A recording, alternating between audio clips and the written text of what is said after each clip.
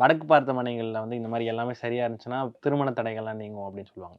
இப்ப ஊர்ல வந்து இருக்காங்கன்னு வச்சுக்கோங்களேன். இப்ப இந்த வீட்ல வந்து சொந்தக்காரங்க தெரிஞ்சவங்க வீட்ல இப்படி இருக்கு. இங்க வந்து நம்ம தங்குனா, நம்ம பொண்ணுக்கு ரொம்ப நாள் கல்யாணம் ஆவல, நடக்கணும்னு சில பேர் தங்குவாங்கல்ல. அந்த மாரிலாம் உண்மையா நடக்குமா? நிச்சயமா நெறைய நெறைய பேருக்கு நடக்கும். எங்க கான்செப்ட்டே அதுதானே. இப்ப நானே ஒரு இருப்பியல் படி இப்ப நெறைய சைட்டு ப்ராசஸ் பண்ணி வச்சிருக்கேன். அதுல வந்து இருப்பியல் படி வீடு கட்டப் போறோம்.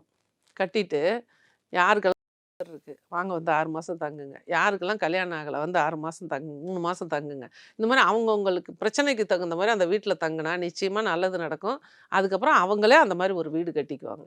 இடம் மாறுனா நிச்சயமா நடக்கும். இப்ப இப்ப அவங்களோட வீட்லோட வாஸ்து வந்து பிரச்சனையா இருக்கும்போது, பூட்டியிருந்த மனைகளா இருந்தாலும், அந்த பாதிப்பு வந்து அவங்களுக்கு இருக்கும்னு நீங்க சொல்லியிருந்தீங்க முன்னாடி. நிச்சயமா. அது வந்து பூட்டியே எந்த வீட்டையும் போடக்கூடாது. எனர்ஜி வைஸ் அது சொல்லாது. வாஸ்துங்கிறத விட எனர்ஜி வைஸு நம்மளோட ஒரு சொத்துக்கள் வந்து பராமரிப்பு இல்லாம கிடக்கிறதும், அது வந்து ஒரு வீடு பூட்டி பாழடைஞ்சு கிடக்கிறதும், இதெல்லாம் வந்து சரி வராது. அந்த எனர்ஜி வந்து அந்த இடத்துல வந்து கெட்டு போயிரும்.